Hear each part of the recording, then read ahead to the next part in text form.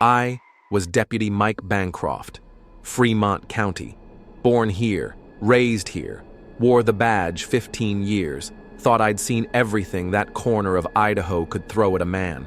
Our town isn't the kind that makes headlines. We got one main road, a diner that closes at 8, and a population that could all fit in a high school gym. Calls came in, sure, break-ins, maybe a fight outside Rusty's Tavern, a loose cow blocking a road. But they were manageable. You'd handle the call, make the notes, go home, and eat dinner. That was the rhythm. For years. But there are nights where the rhythm breaks. Nights you don't forget. December 3rd started like that. Cold front moved in the day before, dry, bone-cold air that stings your face when you breathe it in too fast. The kind of cold that bites through denim. Snow had already covered most of the outlying roads, especially up near the ridges. Radio chatter was quiet. My shift was halfway done, and I was doing a slow loop out past Route 26, just killing time and watching for stranded motorists. Then the call came in. Static first, not unusual. Cell signals are spotty out there. But then I heard a voice. A girl's voice.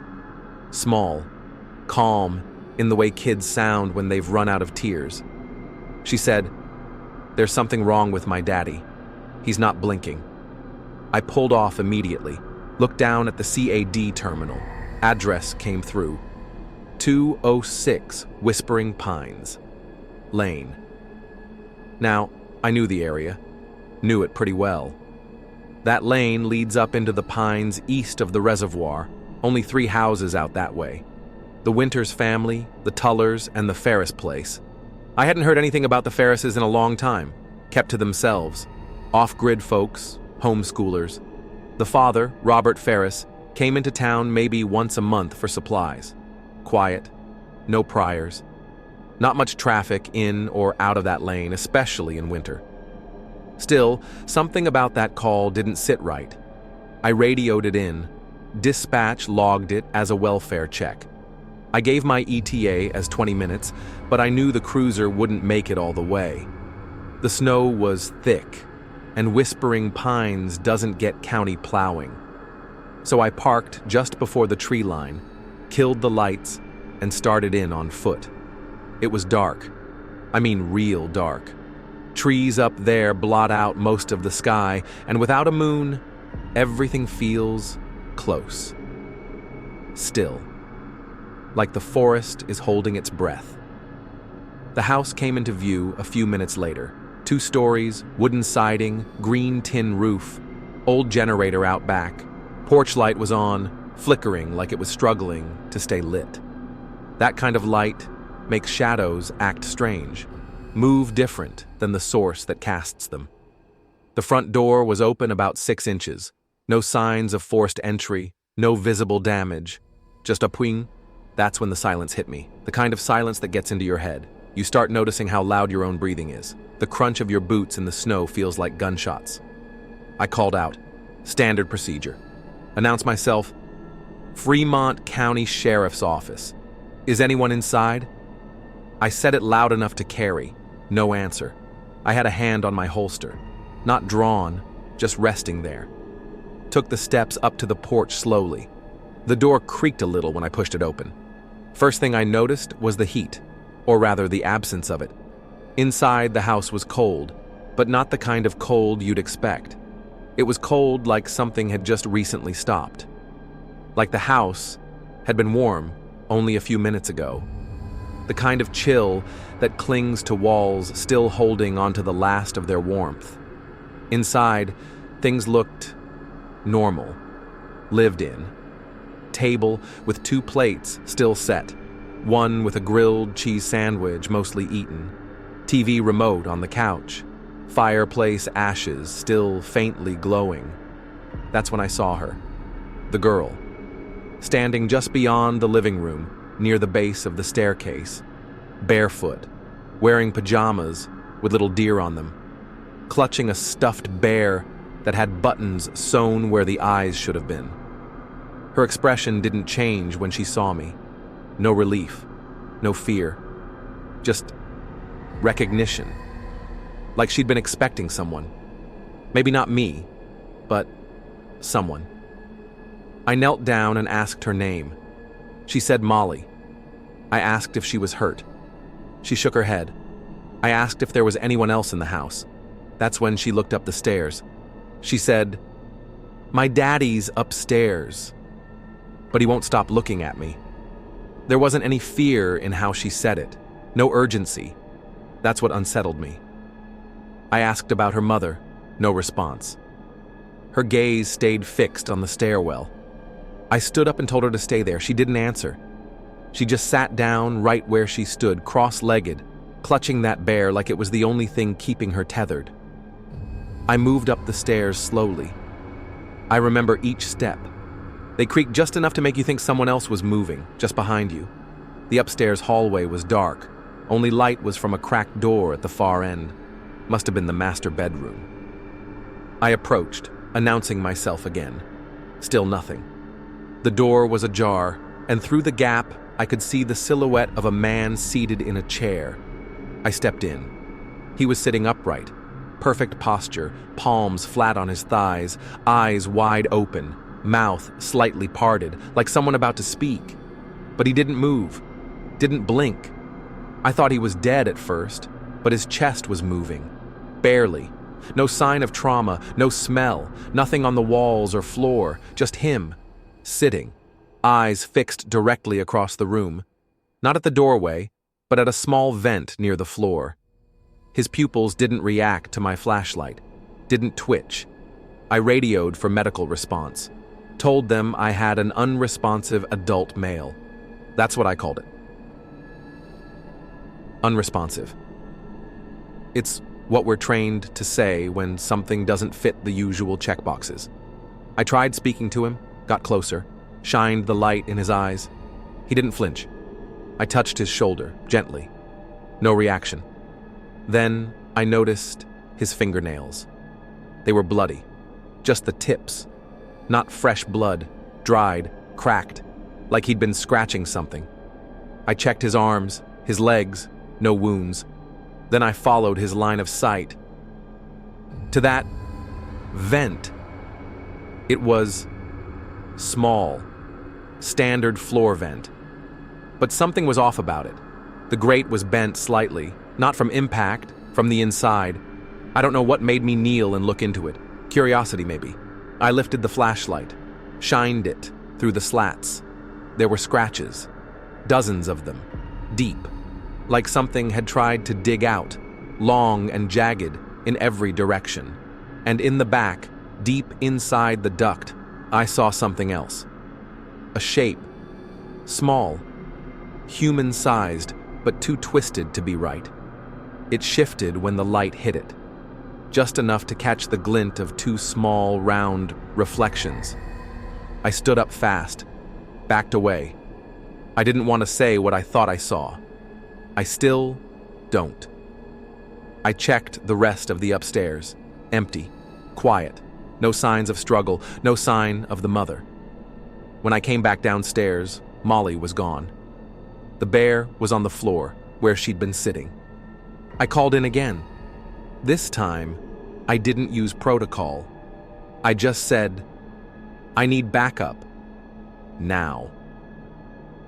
I worked nights. Always preferred them. Quieter, cleaner in a way. The real stuff, the hard stuff, always happens when the sun goes down and people stop pretending everything's okay. In Fremont County, my night shift usually meant long stretches of nothing. Dusty roads, cattle gates left open, drunk calls that resolved themselves before you got there. Once in a while, you'd get a call about some lights in the woods or someone claiming a mountain lion came up on their porch, but that was about as exciting as it got. I had a routine. I'd make a loop around the reservoir, then double back through Grange Hill and circle south toward Bone Ridge. Stop at the diner if the coffee was fresh. Maybe swap a few words with Rick, the overnight gas clerk. Then back in the cruiser and on with the loop. That night started no different, until the dispatch alert buzzed. You hear 1,000 of those tones, and most of them blend together. But this one had an edge to it. Tight, compressed, the kind of call that dispatch doesn't joke with. The kind that makes a dispatcher's voice come out 2 tones higher than usual, like they're already bracing for something they can't see. The call came in from a landline. That alone was odd. Most of our calls came from cells, and this landline came from 206 Whispering Pines Lane, way out near the National Forest boundary. No service that far out. Folks that live there do it for a reason. Dispatcher said it was a juvenile caller, a boy, maybe 9 or 10. Voice was shaky. Said, "My dad came home from the woods wrong." That's what the kid told her. Wrong. He said his father walked in through the back door about an hour earlier. Didn't speak. Didn't take off his boots. Just sat down in the den, stared at the fireplace. The boy said he thought maybe his dad had frostbite or hit his head. He didn't move for 40 minutes. Then he started to, not twitch exactly, just something. Something the kid didn't have words for. The last thing the dispatcher said before I signed off the radio was, the kid said his dad's face wasn't right, like it was frozen stiff, and that he wouldn't blink. I remember putting the cruiser into drive, feeling the gravel slip a bit under the tires as I turned off the paved road. Snow started falling again, light, but enough to coat everything. The route out to Whispering Pines isn't even on most GPS maps, just a narrow turnoff that winds through the tree line like it was carved by deer trail. Folks out there don't like visitors. They build wide fences and hang wind chimes made from rusted cans, so they always hear when someone's coming. As I drove, the trees got thicker, pines so tall they lean in on the road, made the snow darker somehow. By the time I saw the clearing, my headlights were barely reaching the eaves of the old farmhouse, the Ferris place. I hadn't been out there in close to 7 years. Last time was to follow up on a power line that had come down in a storm. I remembered the man who lived there, Robert Ferris, Vietnam vet. Built the house himself, lived there with his wife and 2 kids. No trouble, no complaints. Just one of those families that disappears into the land and wants to stay there. As I pulled in, I noticed the porch light, diamond soys flickering. The kind of flicker you get when the bulb is dying, not when the power's out. That caught my attention. Everything else was still. No smoke from the chimney. No footprints in the snow. Not even animal tracks. And yet the porch steps had been cleared. Someone had swept them recently. But where they went after stepping down, that was unclear. I left the cruiser running. Something about the air didn't sit right. I didn't like the way sound was carrying, or not carrying. You know how, when it snows heavy, it muffles the world? This wasn't that. It was quiet, yes, but it was more like the woods around the house were listening. I approached the house from the side, flashlight drawn, hand near my sidearm. I didn't think I'd need it. Protocol. Still, I could feel my heartbeat in my gloves. Front door was open about 4 inches. No signs of forced entry, no shattered glass, just open, like someone stepped inside and forgot to shut it behind them. I called out, loud, clear, "Fremont County Sheriff's Office, anyone inside?" No response. That's when I stepped in. The air inside was cold, not freezing, just stale. The kind of cold that comes not from temperature but from absence. Like the warmth had been there but was pushed out, not gradually, fast. There was a half-eaten sandwich on the dining table, still moist. Half a cup of something steaming faintly in a chipped mug. That told me the call was fresh. Less than an hour, tops. The house was small, clean. Fireplace in the living room. Family photos on the wall. Robert Ferris, his wife, and 2 kids. Most of the pictures stopped around age 6 for the boy. The girl looked to be younger, maybe 5. There was no sound, no crying, no movement, just the hum of the refrigerator in the kitchen and the buzz of that dying porch bulb behind me. I took one more step forward, and then I saw her, the girl, standing at the far end of the hallway just past the staircase. Her arms hung at her sides, completely still. Her feet were bare, pale against the hardwood floor. She had something in her hand, a stuffed bear. The eyes had been replaced, 2 small buttons, one white, one blue. She looked at me, didn't speak, didn't cry. I asked if she was Molly Ferris. She nodded once. I asked if she was okay. Nothing. No change in expression. I asked where her parents were. She tilted her head toward the staircase.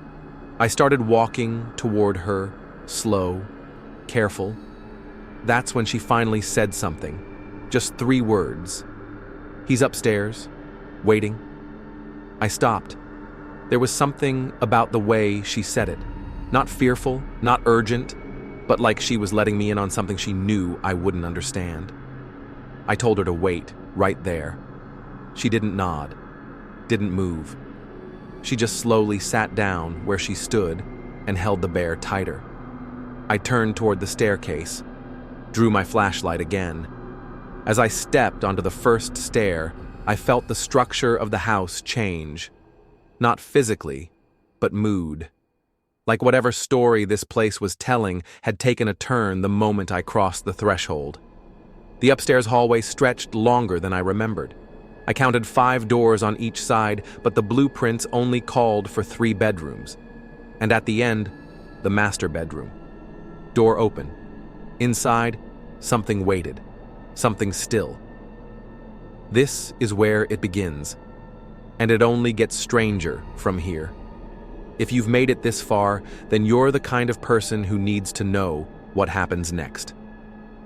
Subscribe to MindFuel to follow every chapter, every unexplained page from real law enforcement records. Because this story? When I made it to the top of the stairs, I paused. Flashlight in my left hand, the other resting on the butt of my service weapon, not drawn, not yet.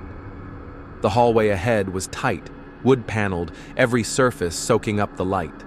Carpet underfoot muted the sound of my steps. I remember thinking how quiet everything felt, like the insulation wasn't just in the walls but in the air itself. Nothing carried. Even my own breathing seemed too loud. Every door I passed was closed, except one. At the very end, left-hand side, master bedroom. Light on. Door cracked halfway open. I made my way down slowly, announced myself again. Sheriff's office. Anyone inside? I need you to make yourself visible. I'm here to help. No answer. Just the hum of old wiring. That and something else. A low creaking, intermittent. Like an old chair rocking but not steady. 2 movements. Pause. 1 more. Then nothing. I couldn't place it. When I reached the door, I pushed it open with my foot and stepped in. That's when I saw him. Robert Ferris, sitting upright on a faded green couch at the far end of the room, facing the corner, eyes wide, fixed, hands resting on his thighs, fingers splayed just slightly, not twitching, not blinking, just sitting, and breathing, shallow, measured, the kind of breathing you hear in hospital rooms when a body keeps going without the rest of the person behind it. He didn't react when I stepped in, didn't so much as flinch when my light hit his face. The skin around his eyes looked dry, irritated, like he hadn't shut them in hours. I identified myself, loud, clear. "Mr. Ferris, this is Deputy Bancroft with the Fremont County Sheriff's Office. I'm here because of a welfare call placed from your residence. Can you hear me?" No reaction. I moved in, slow, circled wide toward his left side to avoid standing directly in front of him. I kept the flashlight on his chest, watching the rise and fall, still breathing. That much was certain. closer up, his condition didn't make sense. No signs of trauma, no drugs, no alcohol. His pupils weren't blown, no track marks, no odor, nothing on his hands but dried blood caked under his nails. And even that was old, like he'd been scratching at something for days. I repeated myself, voice firmer. "Mr. Ferris, I need you to acknowledge me. Blink if you can hear me." Still nothing. I keyed the body mic on my shoulder. Just audio. Standard practice for scenes like this, especially in residences without power cams. The signal pinged back. Dispatch had a good feed. I gave a verbal summary of what I was seeing, kept my tone level. That's when I heard it. From downstairs. A whisper, high-pitched, barely there. I held my breath and listened. There it was again, coming from beneath me, under the floorboards. No, not under. Below, back downstairs. I took one last look at Ferris, still unmoving, then backed out of the room, cleared the rest of the hallway. Nothing. I made my way down, keeping to the wall, flashlight forward. Called out again, "Anyone down here? Identify yourself." No response. I moved through the kitchen into a small den. Fireplace cold, bookshelf toppled, a thick draft coming through the vents. Then I spotted movement. Beneath the dining table, a shape. I crouched, lowered the flashlight. The boy, must have been 9, maybe 10, curled up on his side, holding his knees to his chest. His face was wet, not just with tears, but with something else. Soot, dirt. His lips were cracked. He'd been down there a while. I said his name gently. "Eli?" And his eyes opened just a little. No startle, no panic, just a slow, quiet whisper. "I don't let him see your eyes?" I froze. "What did you say?" I asked. He swallowed, then repeated it, just as soft. "Don't let him see your eyes. That's how it gets in." I didn't know what to say. I radioed for medical backup again, this time requesting Child Protective to be on standby. No response. My comms were working, but nobody was answering now. The boy didn't want to come out from under the table. I didn't force it. I told him to stay put and keep holding on to whatever he believed was protecting him. I went back to the stairwell. I couldn't leave Ferris upstairs alone, not in that state. If he needed medical, I had to initiate. As I stepped back into the master bedroom, something had changed. He was no longer facing the corner. He was facing me. Still seated, still upright, but his head had rotated nearly 120 degrees. His body hadn't moved at all, just the head. Eyes still wide, dry, and staring directly at me. My flashlight flickered for the first time. I tapped it, came back. Then I noticed something else. He was breathing, yes, but not in sync with anything, not with exertion, not with stress. Just a slow, even rhythm. 3 seconds in, 3 seconds out. Perfect. But there was a delay between his breath and his chest movement, as if the body were following a command from somewhere else, like the lungs were told to breathe and took a second too long to obey.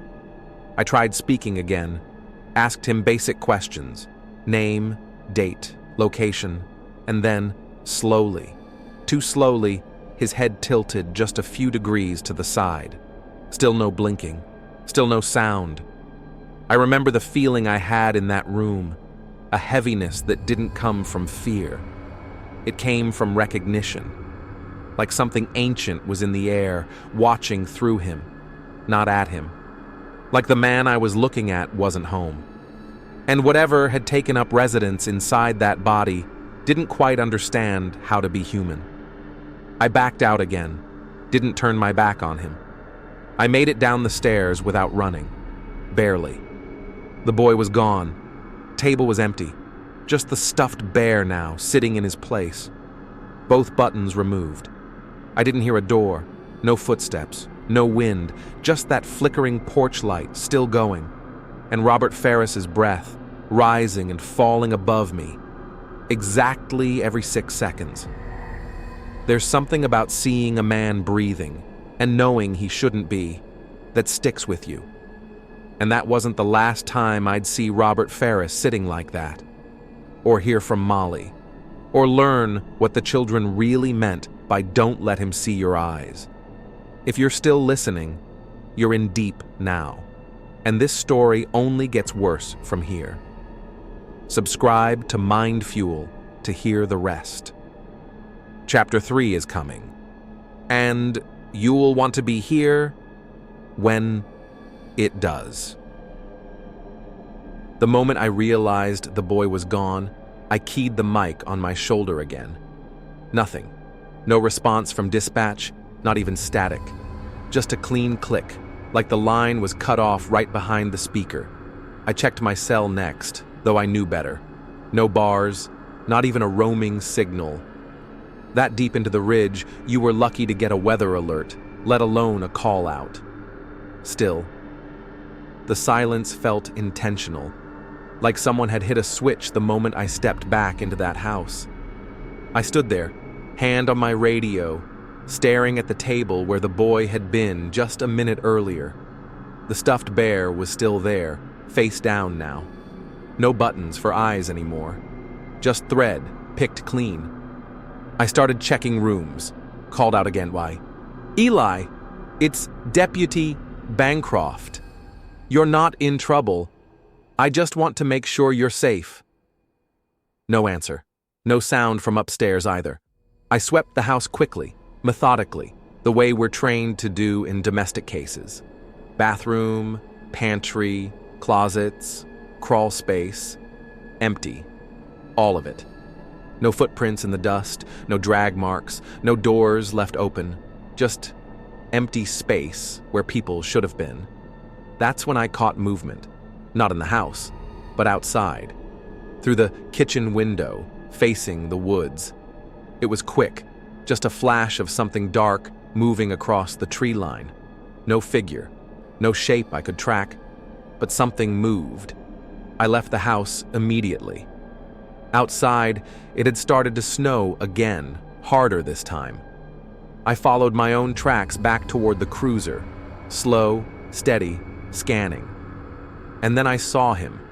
The boy, Eli, was in the back seat of my patrol car. He wasn't crying, wasn't moving either, just sitting there, still as stone, staring straight ahead through the windshield. He must have let himself in while I was in the house.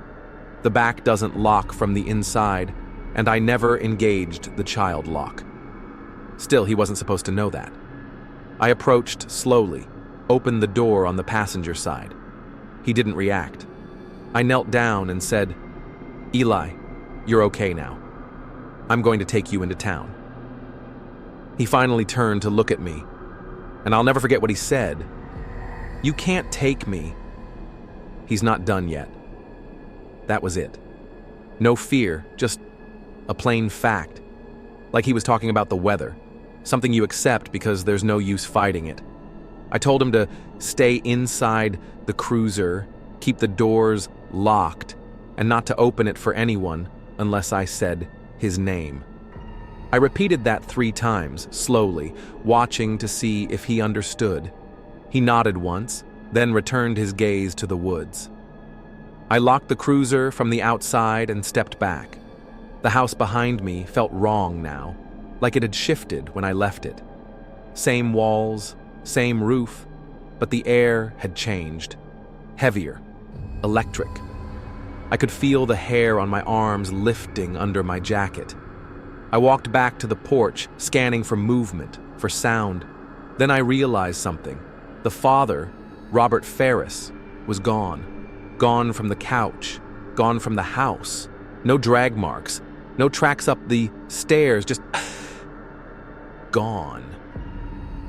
I swept every room again, this time faster with my weapon unholstered, cleared the bathroom, the closets, the attic access in the hallway ceiling, nothing. Back door was still shut. But the snow near it told a different story. fresh prints, bare feet, leading out from the back of the house, human tracks, but uneven, long strides at first, then shorter, then dragging. I followed them. The tracks moved out toward the shed at the edge of the property, a rusted slant roof structure that looked like it hadn't been used since the 90s, half collapsed, no door, just a tarp nailed over the frame. As I followed the prints, I noticed something I can't fully explain. They changed. At first they were normal, feet, heel to toe. But as they got closer to the shed, they started to distort. The spacing grew erratic. Some prints were deeper than others, like the weight had shifted. Others weren't shaped right.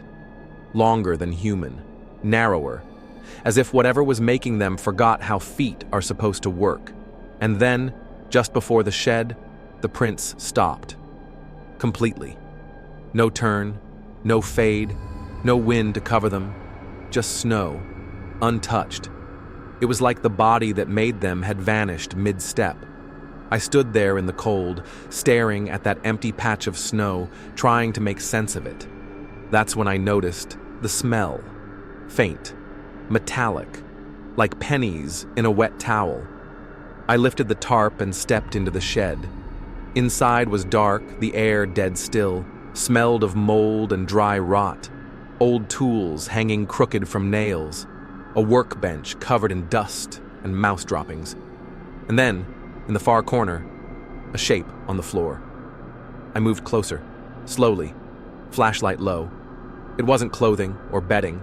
It wasn't an animal. It was skin, a pile of it, human-sized, folded in on itself, hollowed. It looked like someone had stepped out of it.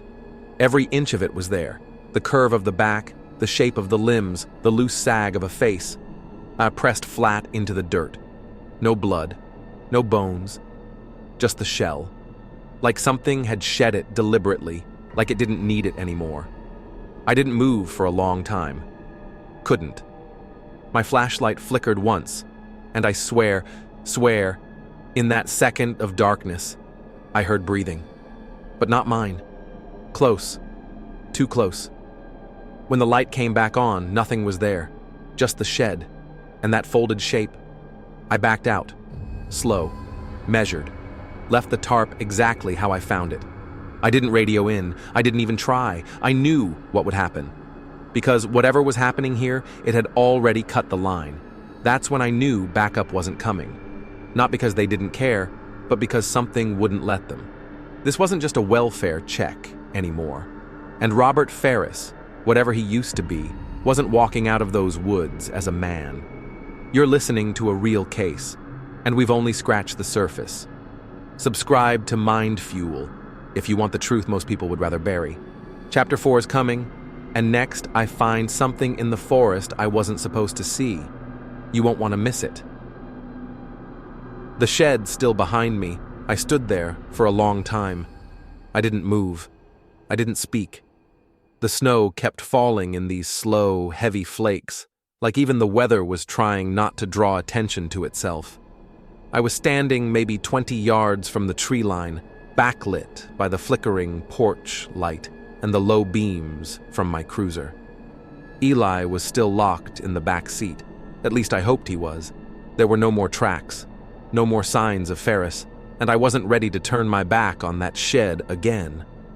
But then, from somewhere in the trees, deep, maybe 40 feet in, I heard it. A voice. "Deputy Harper?" It wasn't loud, just clear, too clear for that distance. The way it carried didn't make sense, like the sound wasn't moving through the air at all, but just arriving in my head.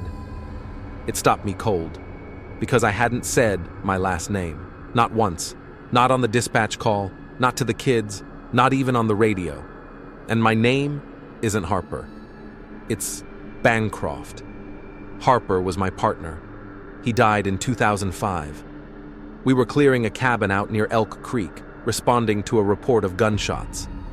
He went around back. I went through the front. I found him 10 minutes later, Slumped, jaw broken, eyes glassed over. No shooter, no bullet, just Harper, face contorted like he'd seen something that unmade him. So when I heard that name, spoken from the trees, something in me cracked open just a little. I turned slowly toward the sound, weapon drawn, two-handed grip, light mounted and pointed straight ahead. Nothing, just the woods. I called out, steady as I could, "This is Deputy Bancroft. If you're in need of assistance, identify yourself now." Silence. Then again, same voice. My voice. "Deputy Harper." It was like hearing a recording of myself. The cadence was perfect, the drop in tone, the rasp behind the syllables. It was me. Then it said it again, but this time, something slipped. "Deputy Harp, her. The end of the word fell apart, warped, like a broken tape loop struggling to finish a sound. The voice twisted inward on itself, like someone trying to pronounce a word they didn't understand. I lowered the flashlight beam just slightly, scanning between trees. My ears were ringing now, not from sound, from pressure, like the air was thickening. I backed up 5 paces, weapon still raised. Every instinct in me was screaming to get to the cruiser, get the kid, and leave. Then the trees moved. Not the wind, not branches swaying. The canopy above me shifted, fast. Something long and dark darted across the treetops, just outside the reach of my light. Too fast to see clearly. No noise, no impact, just movement. I caught only glimpses, a limb, a length of something, the glint of something wet. I tried to track it, but every time I fixed the beam, it was already gone. My body cam was running, audio only, same as before. And even with the sound distorted by static, the mic caught it. A glitch. You can hear it on the recording. The moment the thing moved overhead, the feed crackled. Not like interference, more like the mic was being pulled backward through water. The time code on the file skipped forward by 2 seconds, as if time, just for a moment, stuttered about my silence. It stopped moving. I was still aiming into the treetops when I realized the trees ahead weren't blowing. They were breathing, expanding, contracting. It was subtle. You'd miss it if you weren't watching for it. But the branches were rising and falling, just a little, just enough. Like the entire section of forest was inhaling, waiting. I took a half step back. That's when I heard it, right above me. A whisper, wet, close. "Deputy Harper," but not from the trees, from behind me. I turned, light swinging back across the clearing, scanning everything, the shed, the path, the cruiser. The back window of the patrol car was fogged, but only from the inside. I bolted, ran to the driver's side, yanked open the door. Eli was there, sitting just as I'd left him, but he was crying now. Silent tears, mouth clamped shut, fists clenched. He didn't look at me, just pointed forward. Toward the house, I turned, and every light in the house had come on, every single one. But the power had been out since I arrived. I don't remember deciding to walk toward it. My feet moved before I could think. Maybe I thought Ferris was back. Maybe I thought someone had made it out. But deep down, I think I was walking toward a line. A line that, once crossed, you don't get to walk back from. Just before I reached the porch, the lights in the house blinked out. All at once, like a breath held too long, finally released. And in that second of darkness, I heard my voice again, but this time, it was saying something else. "Help me." Only it didn't sound like a request, it sounded like a trap. There are things in those woods that know more than they should. They know names, faces, voices. They don't. Just hide. They copy, and they're learning how to be us. This story isn't over. If you're still listening, this is your line in the snow. Subscribe to MindFuel. What happens next has never been in any official report, because what I saw in that house next, no one would believe unless they heard it themselves. I didn't sleep for days after that night, but I remember every second. Every flicker of that failing porch light, every crunch of snow under my boots, every sound my brain still won't file under anything human. I remember walking back into that house. This time, I didn't announce myself. I wasn't there to help anyone anymore. Whatever Ferris had become, it didn't want help. The house was darker now, wrong somehow. Same furniture, same walls, but nothing felt still. Everything had weight, like gravity had shifted just a little off axis. My flashlight beam caught the family photos in the hallway. They were all blank, still in frames, still hung neatly, but the images were gone, just warped, sun-bleached rectangles where faces used to be. And then, under the staircase, I saw it. A narrow panel, slightly ajar. I hadn't noticed it before, would have walked right past it. But now it seemed like the only thing that existed in the room. I opened it with one hand, weapon still drawn. Inside was a crawl space, low, dusty, black as coal. I crouched down, sweeping the light slowly side to side. That's when I saw him, the real Robert Ferris, curled into himself like a broken doll. Skin pulled loose around the neck, chest, like it had been unzipped, peeled from the inside out. But the thing is, there was no blood, no wounds, just emptiness, as if something had worn him like a jacket, then stepped out again. His face had been taken, stripped deliberately, clean, like someone or something had kneaded it to make a copy.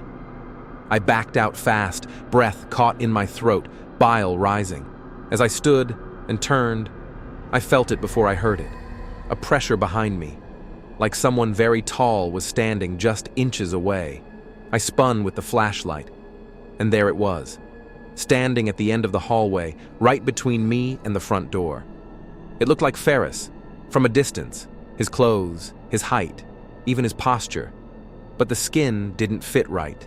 It hung wrong at the shoulders, too loose around the arms. The head was cocked a few degrees too far to the left, like a puppet with one string pulled tighter than the rest. And it wasn't blinking. The face, the mask it wore, was unfinished. The cheeks were too long. The mouth moved before the jaw did. The lips twitched at odd intervals, like they were remembering how to smile. And then it spoke, but not in Ferris's voice. The first sound it made was a child's voice. Eli's voice. "There's something wrong with my daddy." Then it switched, mid-sentence, to a woman, older, desperate. "He's not breathing. I think he's gone." Then again, a man's voice, sharp, panicked. "We need help. Please, he's not..." All of it, chopped, cut from different calls. None of it belonging to Ferris, none of it now. It was like it had learned from the calls it heard over the years. Calls stored in static, buried in copper wire. I raised my weapon, but it kept walking forward, and the way it moved. God. Its knees bent wrong. The arms lagged half a second behind the rest of the body, like they weren't fully attached. Every step came with a wet clicking sound, bones rearranging themselves under skin not meant to contain them. When it spoke again, the voice had no identity. Just scrambled vowels, pitch-shifted tones stitched together like a patchwork of dying radios. "Dehapu, hey, harp, call, for, help up." I fired twice, center mass. It staggered, but didn't fall. It twitched, violently, like something inside was shocked. But it stayed standing, and then it started laughing. Not a real laugh, just the sound of one, copied, artificial. A sound stitched from old memories of joy it couldn't feel. That was when I knew bullets wouldn't work. This thing didn't live by our rules. So I did the only thing I could. I ran to the kitchen, found the drawer with old lighters, grabbed one. Then tore the curtains down, yanked open the gas line under the stove, and threw everything I could into the center of the room. Newspapers, dish towels, the damn teddy bear I'd seen under the table. The thing kept moving down the hallway, that mismatched face still smiling, still twitching, arms flopping at its sides like sacks of meat. I lit the flame, and I dropped it. The fire caught instantly. Old wood, dry rot, gas, it all went up. I ran out the back door as the thing screamed. It wasn't a human scream. It was all of them, all at once. Like every 911 call it had ever heard was coming back out at once. Men, women, children, pain, rage, confusion, begging, all of it roar. Screamed at me through one mouth. I got to the cruiser, yanked the door open, and Eli climbed into my arms before I could say a word. His eyes never left the house. The windows glowed orange. The porch cracked and dropped. Something slammed against the inside wall hard enough to crack the siding, but it didn't come through. I held the boy, and we watched it burn. There's no official report of what I found that night. The body was never recovered. The house, condemned. Quietly. No press, no autopsy, just a small article buried in the back pages. Local man dies in fire. Cause unknown. But I know what I saw, and I know what wore his face. If you're still with me, there's more. This case didn't end in those flames. It spread, quiet, unnoticed, into other towns, other calls, other voices. Subscribe to MindFuel, because the next chapter, it's already out there. I handed in my resignation 2 days after the fire. No farewell, no statement, no ceremony. I left my badge on the sheriff's desk, along with the body cam footage. All of it was corrupted, of course. Frame skips, audio glitches, whole files erased. They told me it must have been a hardware failure. I didn't argue. The official story never mentioned Ferris by name. Local paper ran a headline. Suspected meth lab explosion in rural home. No follow-up, no interviews, no questions. Just another tragedy in a town that doesn't like loose ends. Eli was placed with distant relatives out of state. Last I heard, he doesn't talk much. Sleeps with the closet light on. Draws trees with eyes in them. I left the county line with nothing but a duffel bag and a scar on my ribs that I still can't explain. I changed my number. Never gave a forwarding address. Didn't tell my brother I was leaving. Didn't even stop at the diner for one last cup of coffee. Because the truth is, I wasn't sure if I was leaving it behind or if I was leading it somewhere new. And sometimes, I still check. I'll stand on the edge of my apartment balcony, look out at the tree line across the highway. I tell myself, it's just woods, just wind. But then I'll see it. A flicker of movement between the pines, a shape that stands too still, or a shadow that doesn't shift when the sun does. And I remember what the boy said. Don't let it see your eyes. Because maybe that's all it takes. A glance, a moment, an invitation. I don't wear the badge anymore, but I still carry the weight. I still listen for static on the radio. I still flinch when a voice says my name just a little too slowly. And sometimes late at night, when the wind dies, I hear a voice through the old wall vent, very small, very close, and it says, "He's at the window again." MindFuel. Stories that don't stay buried. Subscribe to hear what they tried to erase, because the next call could already be coming from your town.